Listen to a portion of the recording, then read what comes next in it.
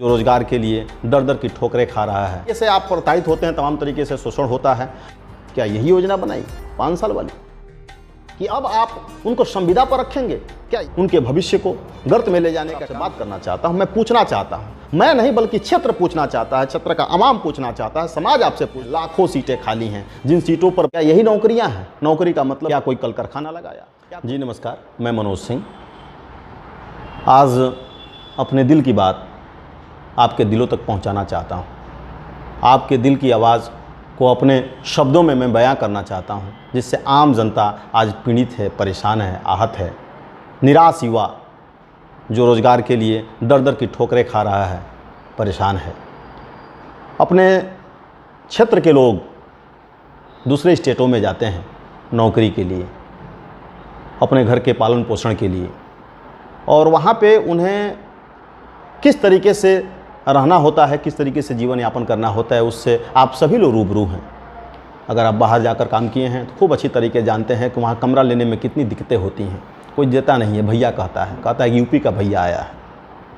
तो तमाम तरीके से आप प्रताड़ित होते हैं, तमाम तरीके से शोषण होता है, और उसके बाद किसी भी तरीके से उस समस्याओं को झेलते हुए आप 2 जून की रोटी के लिए वहाँ पर काम करते हैं। आज वो भी हाथ से चला गया। तमाम तरह की समस्याएं उत्पन्न हो रही हैं, आर्थिक समस्याओं में आदमी जा रहा है।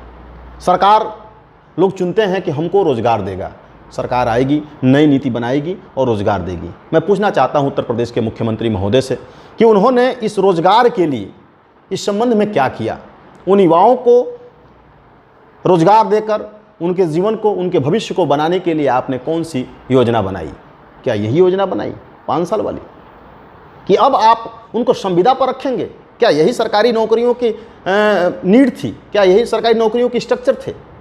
आपने उसको बदलकर जिस तरीके से उनको, उनके भविष्य को गर्त में ले जाने का काम किया है, मैं उसमें पूछना चाहता हूं। मैं नहीं बल्कि क्षेत्र पूछना चाहता है, क्षेत्र का आवाम पूछना चाहता है, समाज आपसे पूछता है, वो युवा पूछता है, जिन युवाओं ने बड़ी ही शिद्दत के साथ तैयारियां की हैं उन सरकारी नौकरियों को पाने के लिए। तमाम सीटें खाली हैं, लाखों सीटें खाली हैं, जिन सीटों पर भर्ती के लिए, एक साफ सुथरी भर्ती के लिए, पारदर्शी भर्ती के लिए लोगों ने सरकार को बनाया।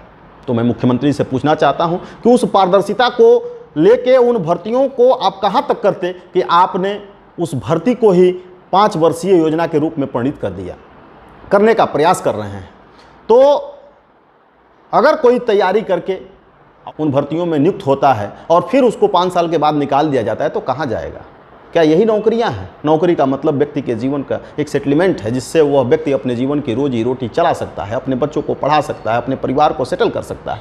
लेकिन उसके साथ, उसके भविष्य के साथ यह एक तरीके से खिलवाड़ हो रहा है। इसके लिए ये यूथ पूछता है, युवा पूछता है क्षेत्र का कि आपने रोजगार के लिए कौन से बिंदुओं को उठाया? क्या कोई कल कारखाना लगाया? क्या कोई फैक्ट्री लगाया? क्या ये आपकी कोई योजना है जिससे कि लोगों को रोजगार मिल सके?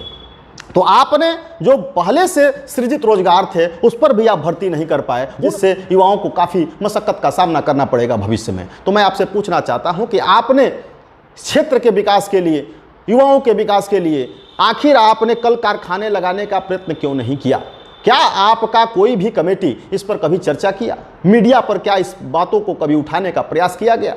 सत्ताधारी पक्ष के जितने जनप्रतिनिधि हैं, क्या उन लोगों ने सदन पर इस पर बहस किया? क्या वह जो है मीडिया में देकर और युवाओं से राय लिया गया? क्या उनके मन की बात जानी गई? तमाम ऐसे प्रश्न हैं जिससे आज का युवा आहत है।